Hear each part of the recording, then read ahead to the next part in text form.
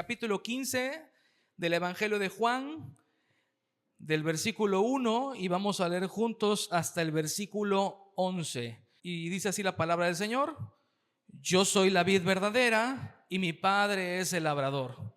Todo pámpano que en mí no lleva fruto, lo quitará, y todo aquel que lleva fruto, lo limpiará para que lleve más fruto. Ya vosotros estáis limpios por la palabra que os he hablado. Permaneced en mí y yo en vosotros. Como el pámpano no puede llevar fruto por sí mismo si no permanece en la vid, así tampoco vosotros si no permanecéis en mí. Yo soy la vid, vosotros los pámpanos. El que permanece en mí y yo en él, éste lleva mucho fruto, porque separados de mí nada podéis hacer. El que en mí no permanece será echado fuera como pámpano y se secará, y los recogen y los echan en el fuego y arden. Si permanecéis en mí y mis palabras permanecen en vosotros, pedid todo lo que queréis y os será hecho. En esto es glorificado mi Padre, en que llevéis mucho fruto y seáis así mis discípulos. Como el Padre me ha amado, así también yo os he amado. Permaneced en mi amor. Si guardáis mis mandamientos, permaneceréis en mi amor, así como yo he guardado los mandamientos de mi Padre y permanezco en su amor. Estas cosas os he hablado para que mi gozo esté en vosotros y vuestro gozo sea cumplido. Amado Dios, gracias por tu bendita palabra. Gracias porque nos permites abrirla y porque nos las das en nuestro idioma para poderla comprender. Gracias por tu Espíritu Santo que ministra a través de la vida de cada uno de nosotros, y Él es el que nos enseña. Él es nuestro maestro. Él es el que está en este momento ministrando la vida de cada uno de nosotros, y te rogamos, Señor, humildemente, te rogamos que nos hables a través de tu palabra, Señor. Que uses mi vida, que uses mis labios, y que sea tu palabra, nada más que tu palabra, la que podamos comprender en este día, Señor. Quita de nuestra mente todo aquello que pueda afectar nuestra concentración, todas aquellas preocupaciones, necesidades, aflicciones, planes que tengamos para en la tarde. Señor, quítalos de nuestra mente, retíralos, límpialos.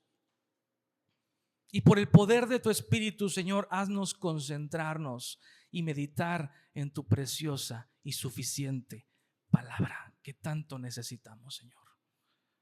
Señor, nos ponemos en tus manos, Padre, y que esta palabra, Señor, dé fruto para alabanza, para obediencia, para gloria tuya, Señor. Eso es lo que anhela nuestro corazón. En el nombre de Cristo Jesús, amén. Muy bien, hermanos, pues gracias a Dios por la palabra, por su palabra.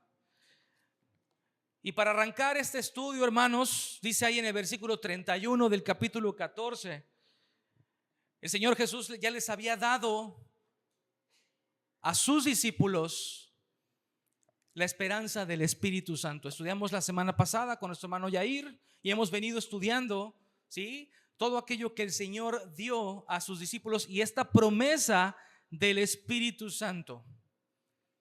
Y ahí en el versículo 31 dice: mas para que el mundo conozca que amo al Padre, y como el Padre me mandó, así hago. Y ahí dice el Señor algo interesante. Dice: levantaos, vamos de aquí. Recordamos que ya habían tomado la Santa Cena, estaban en el aposento alto, y esta indicación que el Señor hace y dice: levantaos, vamos de aquí, nos da la mente y nos da el norte de poder saber que en ese momento el Señor se retira con sus discípulos del aposento alto y empiezan sus siguientes enseñanzas del Señor, ya no en el aposento alto, porque está diciendo aquí: levantaos, vámonos de aquí. Ya no están en el aposento alto.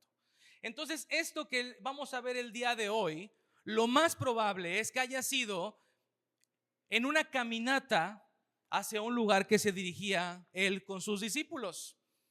Entonces el Señor empieza aquí a darles una nueva enseñanza. Recordemos, como hemos sido enseñados en los últimos pasajes, que ya no está con Judas, ya Judas había salido y ahora solamente está con sus 11 discípulos. Y viene esta grande enseñanza. Este es un pasaje, hermanos, hermoso. Es un pasaje muy conocido entre los cristianos, ¿sí? A veces un poco mal entendido, a veces un poco mal interpretado.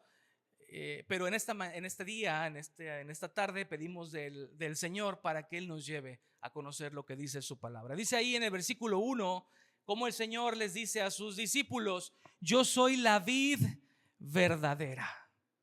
Yo soy la vid verdadera. Y con este versículo todavía no terminamos, el versículo 1, y dice ahí: yo soy la vid verdadera. Este yo soy que estamos viendo acá, hermanos, es el séptimo y último yo soy que el Evangelio de Juan va a decir.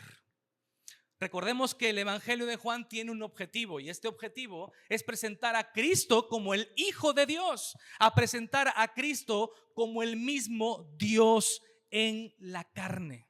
Ese es el objetivo que el apóstol Juan tenía al momento de escribir su Evangelio. Entonces, cuando el Señor, nuestro Señor Jesucristo, dice yo soy, está conectado íntimamente con Éxodo 3:14. En Éxodo 3:14 es cuando Dios, Jehová, se presenta con Moisés.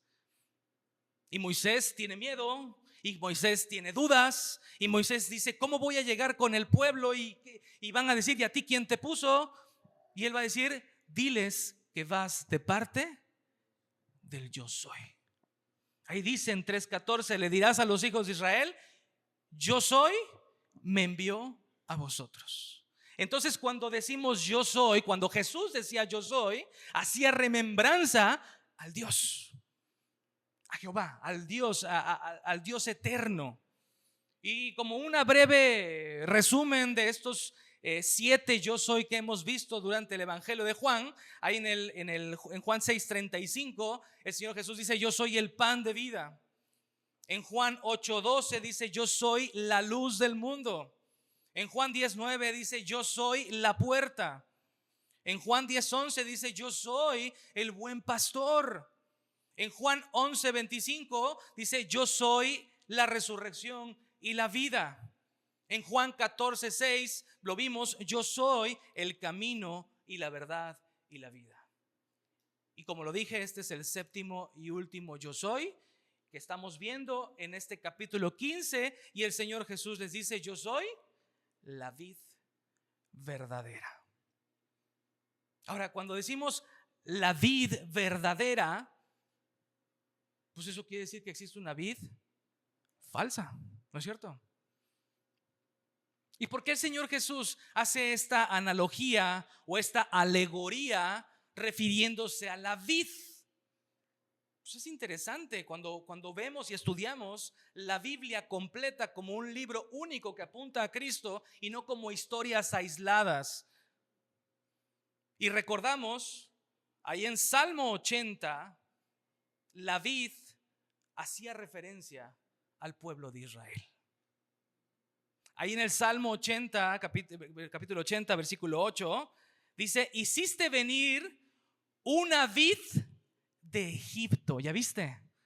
O sea, se refiere esa vid al pueblo de Israel.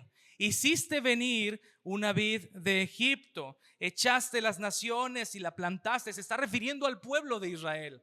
Limpiaste sitio delante de ella e hiciste arraigar sus raíces, y llenó la tierra. Los montes fueron cubiertos de su sombra, y con sus sarmientos los cedros de Dios. Versículo 14 ahí del Salmo 80 dice: oh Dios de los ejércitos, vuelve ahora, mira desde el cielo y considera y visita esta viña. Entonces, la vid a la que los judíos y muy probablemente los discípulos pensaban, tenían en su mente, era el pueblo de Israel, era su nación. De hecho, ahí en Isaías 5 es un pasaje también muy conocido que habla sobre la viña. Ahí en Isaías 5, versículo 1 al 7 dice: ahora cantaré por mi amado al cantar de mi amado a su viña.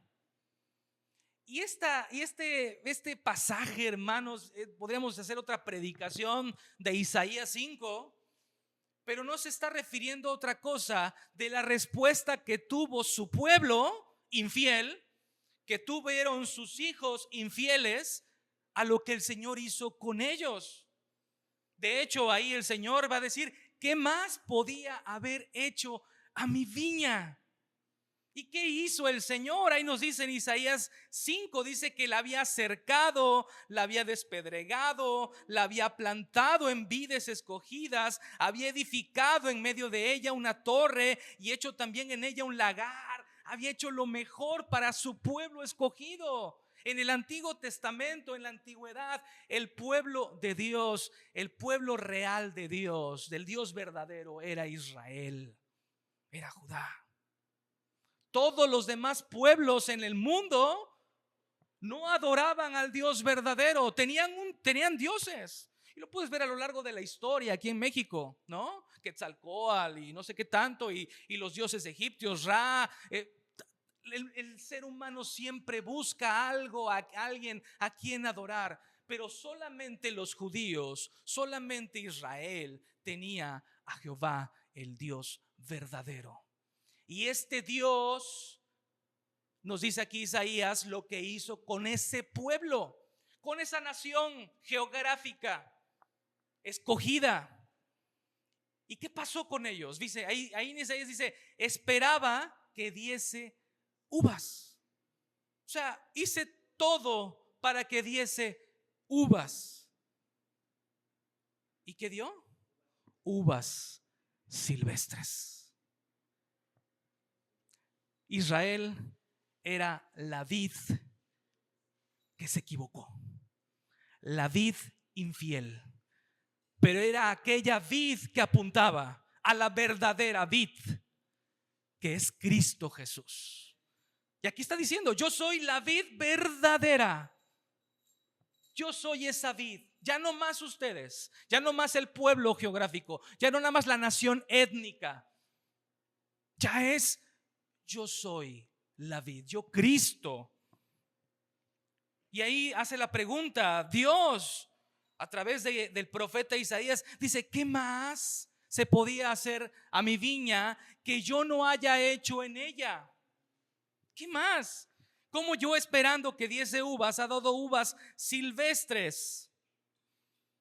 Y les dice la condenación de haber sido infieles. Dice: os mostraré pues ahora lo que haré yo a mi viña. Y viene todo el castigo del Señor. Dice: la quitaré de su vallado y será consumida, aportillaré su cerca y será hollada, haré que quede desierta, no será podada ni cavada. Escuchen esto y guárdenlo, hermanos, porque es parte del mensaje del día de hoy. Dice: no será podada ni cavada, y crecerán el cardo y los espinos, y aún a las nubes mandaré que no derramen lluvia sobre ella. Ciertamente la viña de Jehová de los ejércitos es la casa de Israel, y los hombres de Judá, planta deliciosa suya. Entonces, como ya lo dije, como ya lo vimos, Jesús está diciendo: yo soy la vid, aquella vid que ha cumplido, que ha obedecido al Padre, aquella vid que ha permanecido en el Padre, y aquella vid que el Padre ha amado. Y dice ahí en el versículo 1, estamos en el versículo 1, hermanos: yo soy la vid verdadera. Y luego dice ahí: y mi Padre es el labrador. El labrador, ¿qué hace un labrador? Bueno, el labrador es aquel que cuida a su viña, es aquel que quita todo aquello que le estorba para un crecimiento natural, orgánico y bueno de su viña.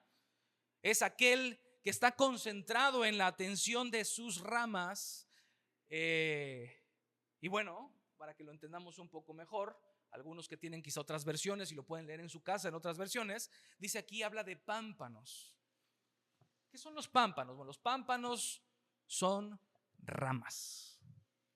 Los pámpanos son las ramas del tronco que es la vid, que es Cristo. Y lo que sale de la vid, lo que sale de ese árbol, se llaman pámpanos o sarmientos o ramas. Esas ramas. Entonces aquí está diciendo en el versículo 2, ¿sí? Está refiriéndose a los pámpanos. Pero todavía no llegamos al versículo 2. Entonces, ¿qué hace el labrador? Ya vimos acá, mi padre es el labrador. Este padre, siendo nosotros las ramas, el padre nos va a cuidar, va a quitar las ramas secas sin fruto, va a limpiar aquellas que llevan fruto para que lleve más. Y eso es lo que está diciendo ahora en el versículo 2.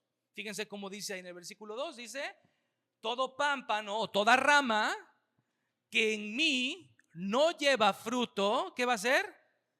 La quitará. ¿Ya viste? Si toda rama que está en mí pero no lleva fruto, que en mí no lleva fruto, no que está en mí, que en mí no lleva fruto, la va a quitar.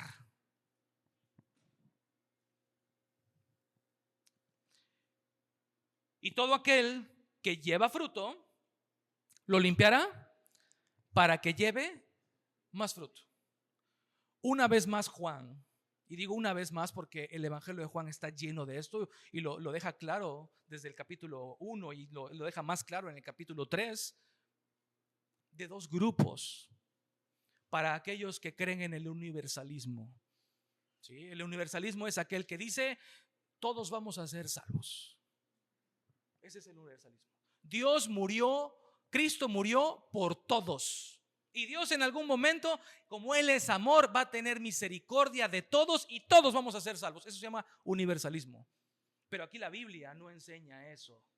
Aquí la Biblia enseña claramente que hay dos grupos.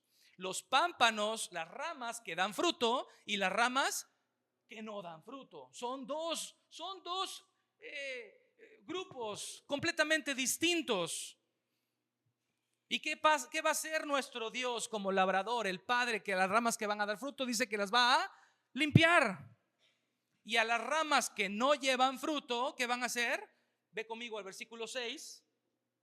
Dice, el que en mí no permanece, o sea, la rama que en mí no permanece, será echada fuera como pámpano y se secará y los recogen y los echan en el fuego y arden. Ese es el destino de las ramas que no llevan fruto. Ahora, estamos hablando de fruto. Más de 8 veces que se menciona en este pasaje la palabra fruto. Y tenemos que entender qué es fruto, porque podemos tenerlo un poco quizá no comprendido a la luz del contexto de lo que el Señor está diciendo. Y dice aquí fruto. Algunos cristianos, algunas iglesias enseñan que el fruto, y no estoy diciendo que esté mal, simplemente no es el contexto en el que estamos estudiando y lo está escribiendo Juan. Algunas iglesias pueden enseñar que ese fruto es ganar personas para Cristo, ¿sí? A través de la predicación del Evangelio. Entonces, si tú ganas una persona para Cristo, entonces ya tienes un fruto, ¿no? Otros piensan en el seguimiento de esas personas, es decir, en discipular a esas personas nuevas que vienen al Señor, ¿sí? Estás teniendo fruto en ellos. Otros creen que son las buenas obras que nos evidencian o que dan evidencia de la fe de los cristianos. Las buenas obras son el fruto. Pero la realidad de las cosas, hermanos, amados, es que el pasaje, Jesús, no nos deja ver bien a qué clase de fruto Él se está refiriendo. Estuve leyendo un poco acerca de esto y hubo un hermano que es pastor de una iglesia en Estados Unidos que se llama Ben Speedman. Es muy bueno, se los recomiendo. Y él da mucha luz acerca de lo que el fruto se refiere en este contexto del pasaje de Juan. Primeramente, ¿qué no es el fruto? Bueno, el fruto no es algo que el cristiano produce por su propio esfuerzo. O sea, el fruto, nunca vas a ver una rama diciendo: quiero producir uvas, voy a esforzar en hacer uvas. Jamás. No, eso no se puede. Entonces, ¿qué no es el fruto? El fruto de un cristiano no se produce por su esfuerzo, sino es un resultado natural de una vida de intimidad en Cristo y con Cristo. Hay al menos 3 puntos que nos dan luz acerca de este fruto. Muy bien. Número 1, el llamado principal no es a producir fruto. Pueden leer este pasaje muchas veces y los invito a que lo hagan, y no van a encontrar un solo versículo, un solo momento en que el Señor tenga un mandamiento para producir fruto. No lo hay. No somos llamados a producir frutos o a producir fruto. El llamado, ¿cuál es? Y ese sí lo encontramos al menos 10 veces escrito en estos 11 versículos. El llamado, hermano, es a permanecer en Cristo. ¿Ya viste? O sea, no tienes que estar esforzado en producir, tienes que esforzarte en permanecer. Muchos cristianos hoy se enfocan en hacer más para Dios, en hacer más. Cuando Jesús dice que no hay que esforzarnos en eso, en llevar fruto, sino en permanecer en Cristo. Nuestro llamado principal, hermano, es la intimidad con nuestro Señor.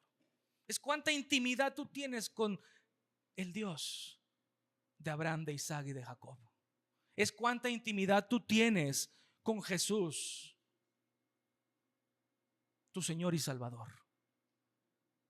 No es qué tanto haces, no es qué tanto te esfuerces, es qué tanta conexión, qué tanta intimidad tú tienes con Jesús. De hecho, ahí en el versículo 4, ahí mismo en el pasaje 15:4 dice: permaneced en mí y yo en vosotros. Como el pámpano no puede llevar fruto por sí mismo si no permanece en la vid, así tampoco vosotros si no permanecéis en mí. Y lo voy a tocar más adelante, pero ya que aquí me fui con el 4, no es el tema de hoy, pero lo está diciendo la Biblia y lo dice desde el Génesis hasta el Apocalipsis. No es una enseñanza aislada, no es una interpretación de alguien, es lo que dice la palabra del Señor. Dice aquí que permanezcamos en mí, dice: permaneced en mí y yo en vosotros. Y nos dice aquí una máxima, Juan, el Señor Jesús a través de Juan dice: como el pámpano, como la rama, ¿qué dice? No puede llevar fruto por sí misma. Son cosas que de repente leemos y las pasamos así como que de refilón, pero ahí está. La rama, nosotros, tú y yo, por nosotros mismos, no podemos tener fruto en Cristo si no permanecemos en Él. Aquí lo que muestra este versículo es la incapacidad del hombre para acercarse a Dios. La única forma y la única manera de podernos acercar a Dios es permaneciendo en Él, es estar conectados en la vid verdadera. 2, estamos con el fruto. Estamos viendo y estamos pidiéndole al Espíritu Santo que nos dé luz de lo que es el fruto. El fruto es lo que Cristo produce a través de nosotros.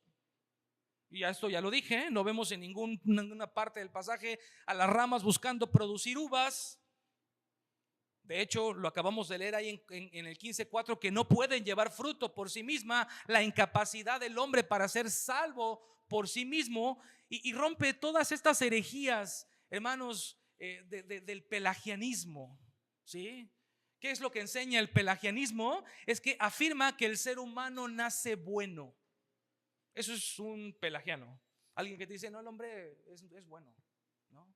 Es bueno. Lo que lo corrompe es el medio social en el que vive. No, eso no es lo que enseña la Biblia.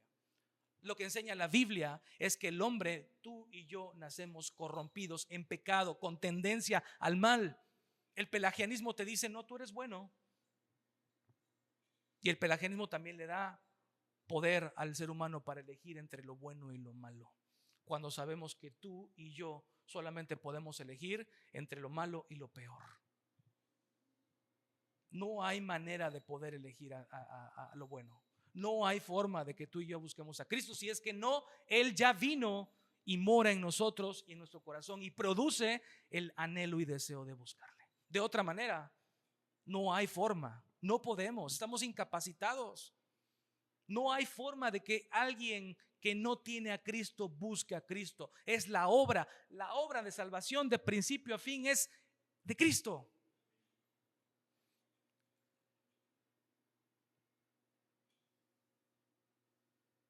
El fruto viene directo de la vid. La vida viene directo, viene de la vid.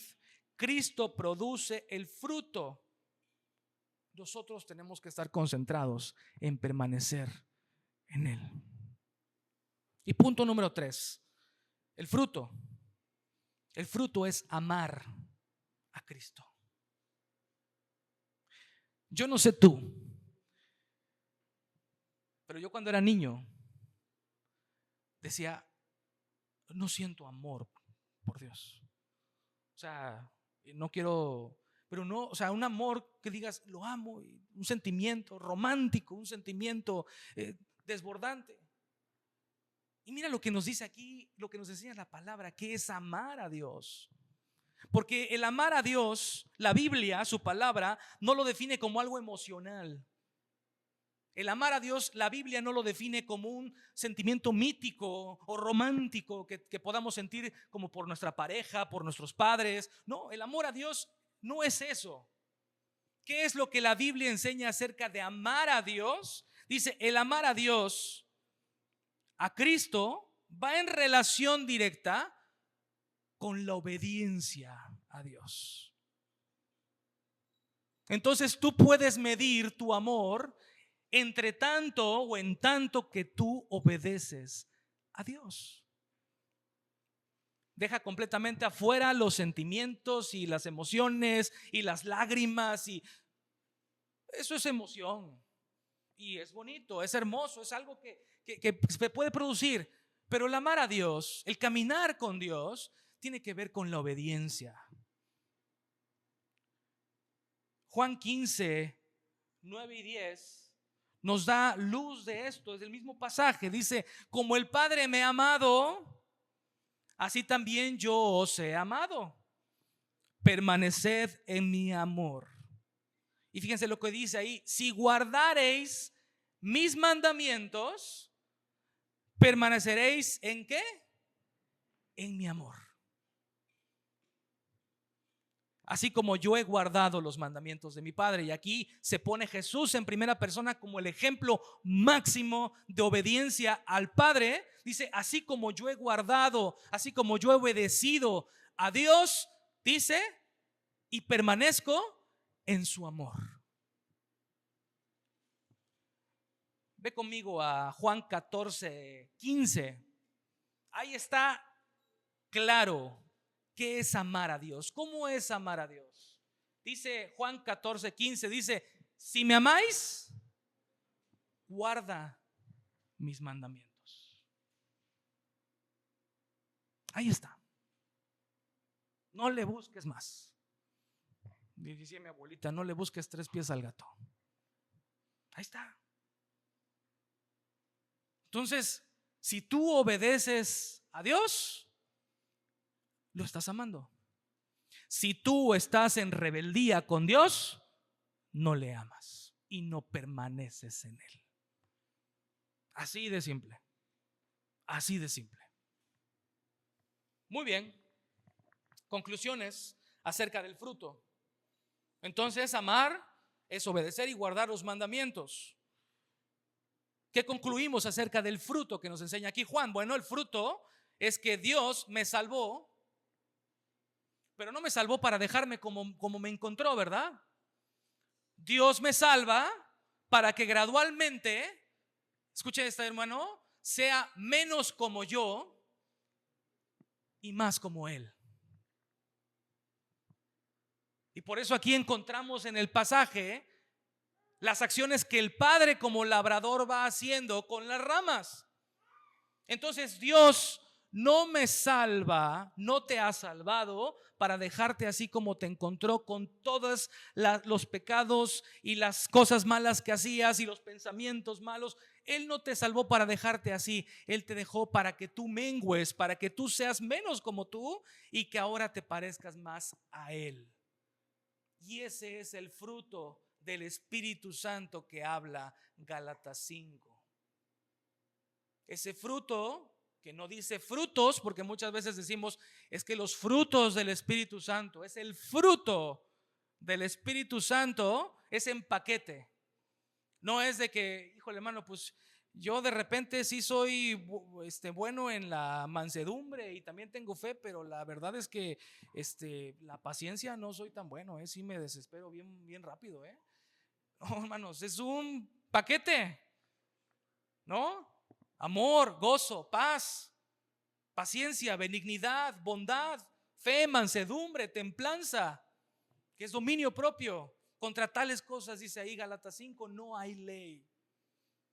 Ese es el fruto del Espíritu Santo. Más parecerme a Dios, más parecerme a Cristo y menos yo. Bueno, pues ahora que ya definimos un poco y ya tenemos más luz sobre lo que es el fruto, ahora sí vámonos de lleno al versículo 2. Dice, toda rama, 15:2, estoy en Juan 15:2, dice, toda rama que en mí no lleva fruto, ¿sí? Lo quitará. ¿Cuáles son aquellos pámpanos o ramas que no llevan fruto? Bueno, tengo al menos aquí 3 escenarios posibles. Una persona, primer escenario, estamos hablando de las personas o de las ramas que no dan fruto a Dios. Ok, es una persona que está dentro de una iglesia, pero que no tiene intimidad con el Señor. Es una persona religiosa, una persona que viene, que cumple, que lleva como una especie de checklist y dice, ya cumplí, ya hice esto, ya oré, ya, y va poniendo ahí sus palomitas. Esa es religiosidad. Pero no permanece pegado a la vid, que es Cristo, no tiene intimidad con su Señor, no ora, no depende de Él, depende de su esfuerzo, depende de lo que Él puede hacer, no reconoce a Dios en sus caminos. Pues es una persona que está, pero no está conectada a la vid. También en los líderes existen esas personas, o sea, hablando de pastores, hablando de predicadores, hablando de gente que está al frente de una iglesia, es aquel que utiliza la Biblia como bien se le antoja. Aquel que agarra la Biblia y te enseña lo que quiere para tener beneficios personales y no para la gloria del Señor.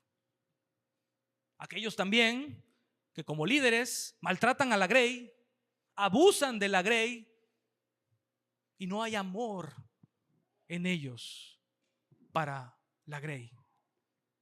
Aquellos que usan la Biblia para provocar emociones o doctrinas fuera de contexto y que no aman a Dios principalmente. Es decir, no llevan una vida de obediencia a Dios. Son unas personas en su casa y otras personas en la congregación. Son unas personas en su trabajo y otras personas en la congregación. Son dos mundos diferentes los que viven estas personas. ¿Sabes cómo les dice Mateo? Les dice lobos rapaces. Ahí Mateo 7:15 nos dice: guardaos de los falsos profetas que vienen a vosotros con vestidos de ovejas, pero por dentro son lobos rapaces. Y vean cómo dice ahí Mateo, y por eso está hablando de eso. Dice: por sus frutos los conoceréis. Todo árbol que no da buen fruto es cortado, ahí lo dice Mateo. Vean cómo está en la misma consonancia y en el mismo contexto. Me estoy leyendo Mateo 7. Dice: todo árbol que no da buen fruto es cortado y echado en el fuego, así que por sus frutos lo conoceréis. Esta es una clase de aquellas ramas que no llevan fruto. Segunda clase: ¿has entendido el evangelio? Ya crees en el evangelio, pero hay algo que aquí nos dice una y otra vez. Nos dice: permanece hasta el fin. Fíjate lo que dice Hebreos 3:14. Hebreos 3:14 nos dice: porque somos hechos participantes de Cristo. O sea, ya somos participantes de Cristo. ¿Para qué? Dice: con tal que retengamos firme. ¿Hasta cuándo? Hasta el fin. ¿Ya viste? Hasta el fin nuestra confianza del principio. Hermanos, este permanecer que aquí el Señor Jesús está diciendo una y otra vez es la respuesta, es la responsabilidad que tú y yo tenemos como cristianos. No podemos decir creer en Dios si no hay una respuesta por parte nuestra que evidencie que realmente somos transformados por su evangelio, que realmente hemos sido nacidos de nuevo, que realmente amamos a nuestro hermano. Si no hay una evidencia, si no permanecemos en el Señor, pertenecemos a estas ramas. Fíjense cómo dice ahí: pero esta grandísima obra, la obra de obras. ¿Qué obras? ¿Qué obra es la que hizo nuestro Señor? Dice ahí en lo que leímos también en Isaías. Hemos visto que la obra de Dios por su viña comienza en Él. ¿Qué es lo que Dios hizo por su viña? Leímos que Dios la cercó, la despedregó, la plantó, la edificó. Todo esto lo hizo Dios por su viña. En nada vemos que la viña haya contribuido en algo. ¿Y qué es lo que Jesús ha hecho por nosotros? De hecho, la obra de nuestra salvación, lo que Dios ha hecho contigo a través de la obra de Cristo Jesús, no empieza en la cruz del Calvario. Efesios 1:4 nos dice que Él nos escogió antes de la fundación del mundo. Antes, escucha esto, hermano, antes de crear el universo, antes de que existiera lo que hoy existe, Dios pensó en ti. Pues decir: no, ¿cómo? Así es Dios de grande. Así es Dios de majestuoso. Antes de que el mundo existiera, antes de que el universo existiera, Dios te amó. Es maravilloso. Dios te amó.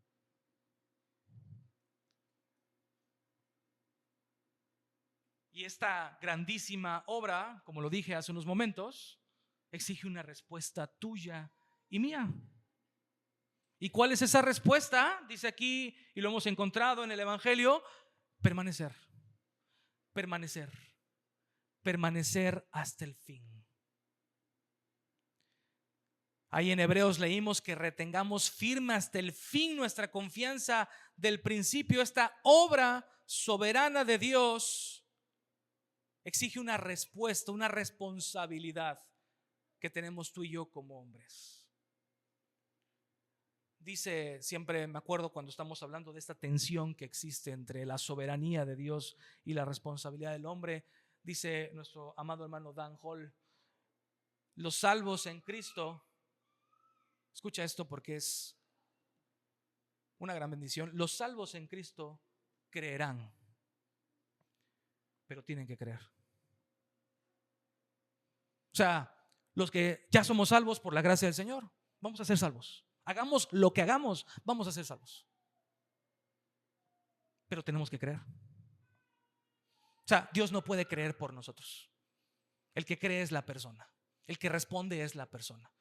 Él produce en nosotros el creer. Él produce en nosotros el buscar. Pero el que lo hace, el que lo ejecuta, eres tú y soy yo. Entonces, los salvos van a ser salvos porque creen, pero tienen que creer. Existe una acción, existe una respuesta para que esto suceda.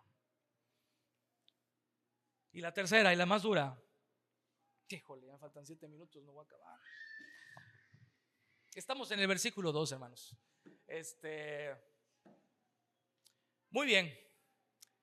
Tercera rama o tercera manera que hay ramas que no dan fruto. La apostasía. ¿Conoces el Evangelio? ¿Conoces la Biblia? Perteneciste al cuerpo de Cristo. Serviste a Cristo. Fuiste usado por Cristo. Es más, hasta tuviste al Espíritu Santo en ti. Y hoy en día ya no quieres nada con Dios. Fíjate lo que dice Hebreos 6. Es tremendo esto, hermanos. Estuve pensando si dárselos o no dárselos, pero la palabra del Señor es la que es. Y hay que predicar lo que la palabra del Señor nos enseña. Fíjense lo que dice Hebreos 6 del versículo 1. Dice, por tanto, dejando ya los rudimentos de la doctrina de Cristo, vamos adelante a la perfección, no echando otra vez el fundamento del arrepentimiento de obras muertas, de la fe en Dios, de la doctrina de bautismos, de la imposición de manos, de la resurrección de los muertos y del juicio eterno. Y dice, fíjense cómo dice ahí el escritor a los Hebreos, y esto haremos si Dios en verdad lo permite. ¿Qué está diciendo aquí el escritor a los Hebreos? Que las personas pueden hacer esto estando en el Señor. O sea, pueden tener fe en Dios, tienen la doctrina de los bautismos, pueden bautizar personas, ¿sí? Pueden imponerte las manos las personas, pueden incluso hasta resucitar muertos, dice acá. Dice después, sigue aquí Hebreos, y esto haremos, dice, si Dios en verdad lo permite. Dice, porque es imposible, y aquí está, que los que una vez fueron iluminados, ¿ya viste? O sea, estas personas fueron iluminadas. ¿Quién es el que ilumina? El Espíritu Santo.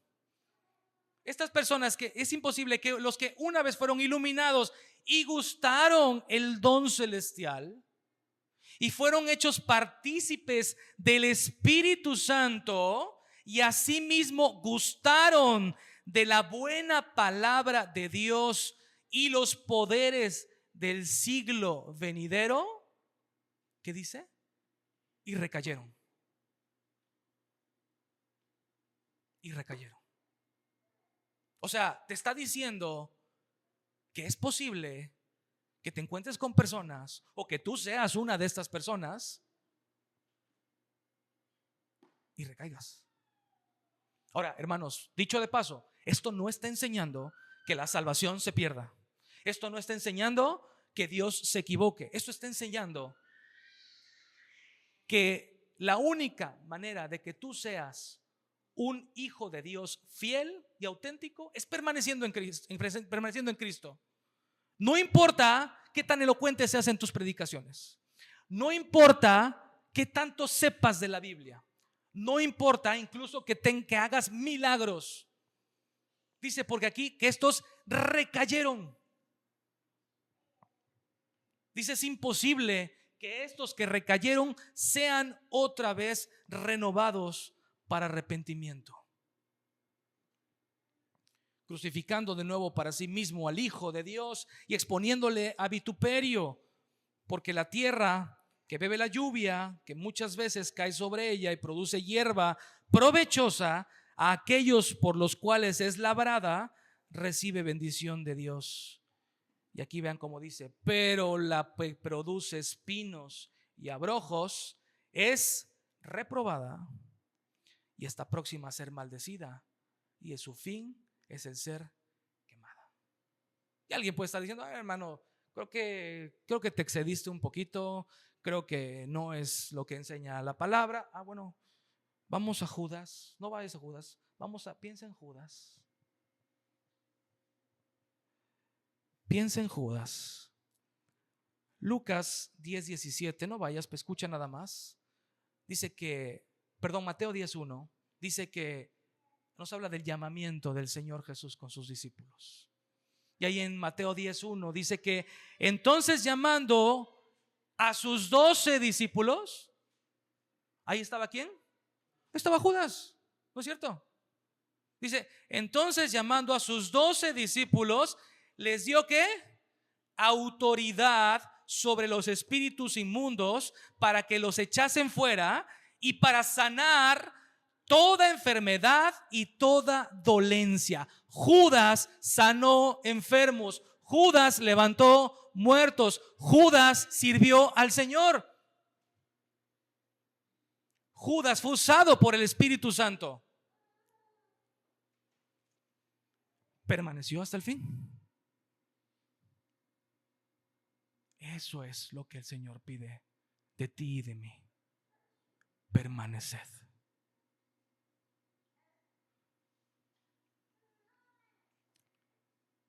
Hay un pasaje en Lucas cuando el Señor manda a los 70 a servirle.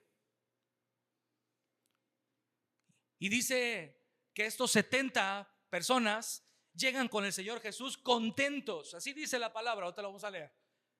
Y dice, Señor, los espíritus inmundos, los demonios se nos sujetaban, decía, y nos tenían miedo. Está en Lucas 10:17, dice, volvieron los 70 con gozo, dice, con gozo, diciendo, Señor, aún los demonios se nos sujetan en tu nombre. ¿Y qué les dice el Señor?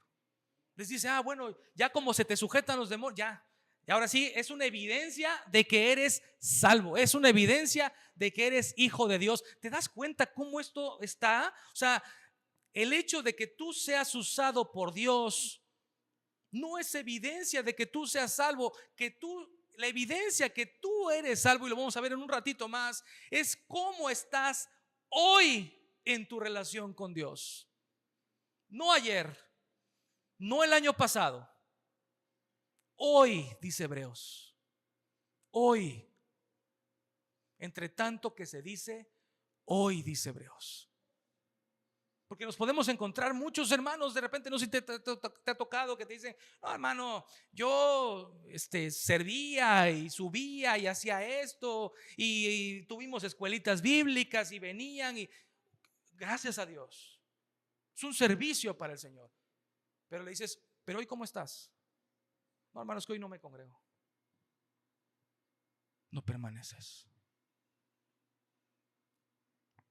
¿Y qué les dice el Señor a estos hombres, a estos 70? Les dice, yo veía a Satanás caer del cielo como un rayo.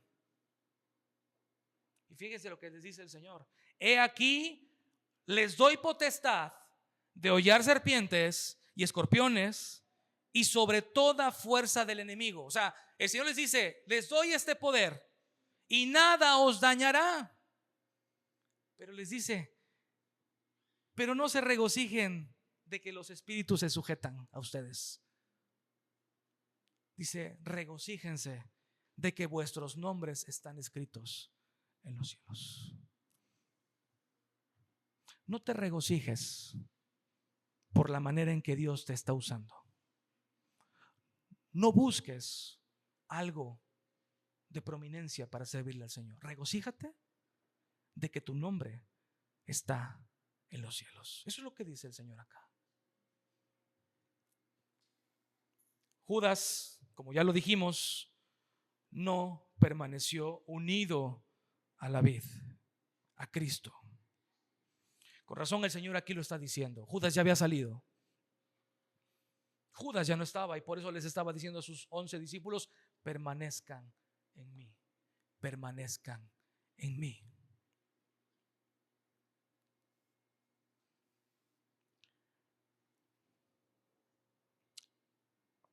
Y ya para ir terminando, hermanos, ya se me acabó el tiempo. Vimos el grupo, versículo 2, ahí de Juan 15, dice que todo pámpano, toda rama que en mí no lleva fruto, la quitará. Y solamente para dicho de paso, ahí el destino de estos hombres que no permanecen en el Señor, nos dice ahí el versículo 6, el que en mí no permanece será echado fuera como pámpano, se va a secar, lo van a recoger y lo van a echar en el fuego y va a arder. Hay en Apocalipsis 20 nos dice que el falso profeta y todos aquellos que hayan creído y que no hayan creído en el Señor van a arder en el fuego día y noche.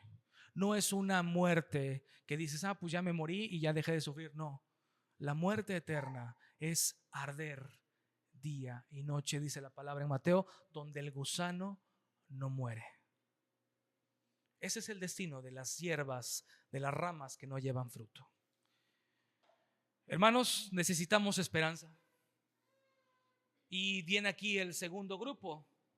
Y todo aquel que lleva fruto, ¿qué va a hacer el Señor? Lo limpiará. ¿Para qué? Para que lleve más fruto. Y esto nos da luz, hermanos.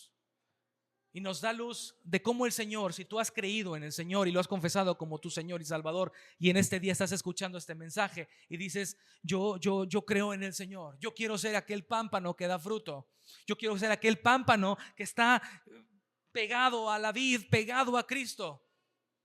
Bueno, aquí la palabra del Señor nos da luz de cómo trabaja nuestro Señor. Dios, el Padre, limpia, poda, quita todas las cosas en tu vida que le impidan o que te impidan llevar fruto en abundancia. Este proceso, hermanos, esta acción que el Señor hace en nuestras vidas de podar, de quitar, en teología se le conoce como una santificación del creyente.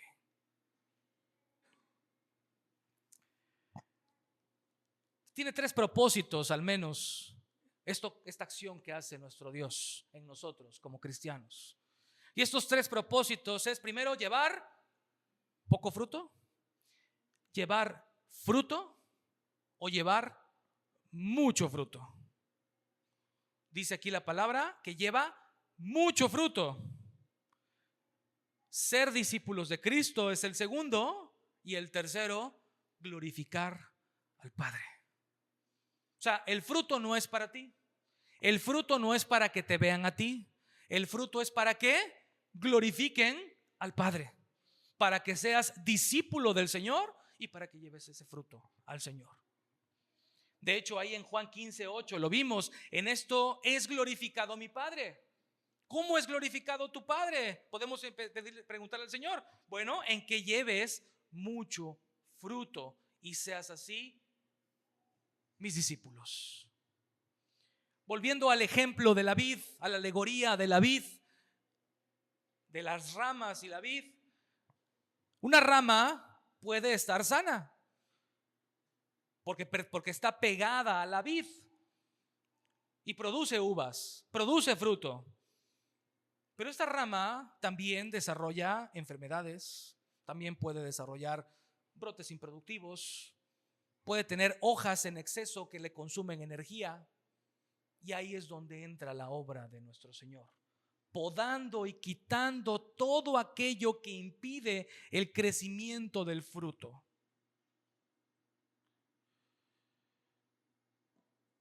El Señor, como Padre, como labrador, nos corta esas imperfecciones, no porque ya no nos quiera, sino al contrario, sino como estamos pegados a Cristo, a la vid verdadera, estas imperfecciones nos están limitando que demos más fruto, que crezcamos más. De hecho, si tú observas en el pasaje, en el versículo 2 dice que llevemos más fruto, pero en el versículo 5 ya dice mucho fruto, y en el versículo 8 dice mucho fruto.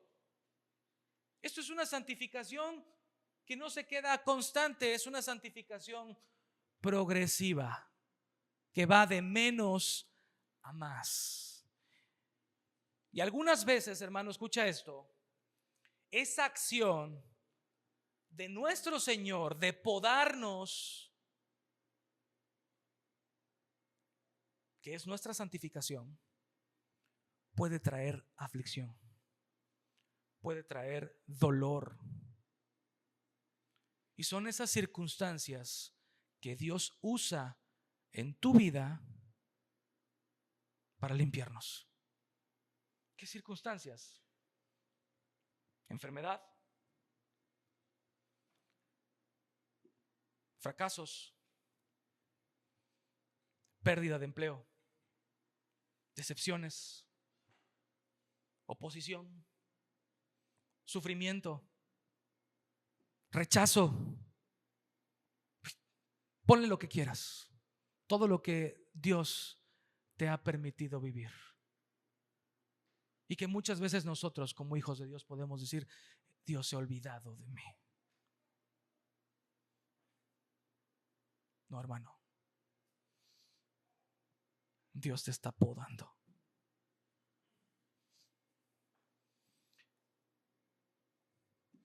Dios te está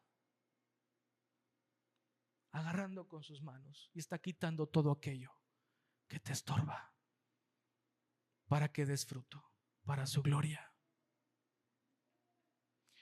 El escritor de los Hebreos lo dice un poco más claro. Hay en Hebreos 12 donde dice que es verdad que ninguna disciplina al presente es causa de gozo. Nos duele. Y pensamos que Dios nos está castigando, ¿no es cierto? Y pensamos que Dios se ha olvidado de nosotros o que algo estamos haciendo mal. Si tú estás en la vid, si tú estás permaneciendo en Cristo, lo que estás sufriendo, lo que estás viviendo es el Padre podándote para su gloria. Comentaba yo con un hermano hace unos días y le decía, las aflicciones de un cristiano o las aflicciones en un cristiano es el sello de que somos hijos de Dios. Preocúpate cuando todo está a todo dar. Ahí es cuando ya te sacó el Señor para arder. Con razón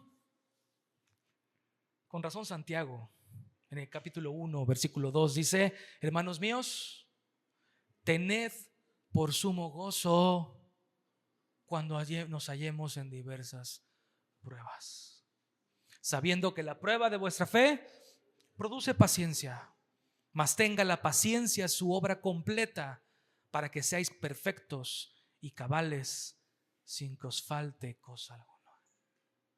Qué hermosa esperanza, hermanos. Qué hermoso es saber que nuestro Dios tiene cuidado de nosotros y nos ve y nos cuida y nos usa para su gloria. Pablo, uno de los hermanos que más sufrió en el Nuevo Testamento, que escribió las cartas que conforman en gran parte, más de una tercera parte del Nuevo Testamento, 13 cartas. Dice ahí en Romanos 5:3, dice, y no solo esto, sino que también nos gloriamos en las tribulaciones.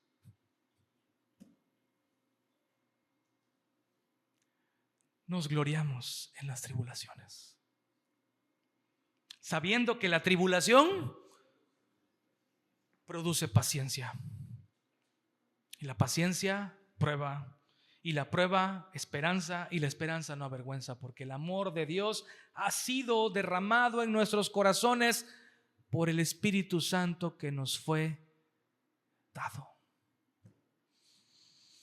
Y termino con esto, hermanos. Dice aquí el Señor en el versículo 3, le dice a sus discípulos, y nos lo dice también a nosotros, dice, ya vosotros estáis limpios. ¿Y cuál es el instrumento que Dios usa para limpiarnos? Dice ahí, por la palabra que os he hablado. La principal herramienta que Dios usa para podarte a ti y a mí es su palabra.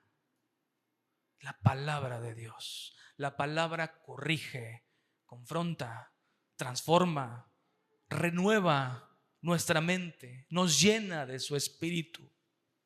Dios usa las circunstancias, pero nunca separadas de la obra de su palabra y de su espíritu. Porque circunstancias va a haber, para buenos y para malos.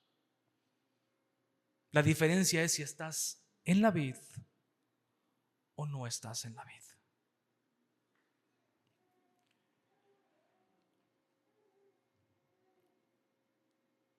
La limpieza de nosotros como ramas, hermanos, no son castigos. No lo hace el Señor para que suframos, sino que el cuidado de nuestro Padre, que es el labrador experto y nos ama tanto, ama a sus ramas, que nos va formando más y más a su imagen, para que llevemos fruto para Él, seamos sus discípulos, le amemos como Él nos amó y le glorifiquemos. ¿Qué debemos hacer, hermanos? Permanece en Él. Dice ahí, porque separados de Cristo, nada podemos hacer.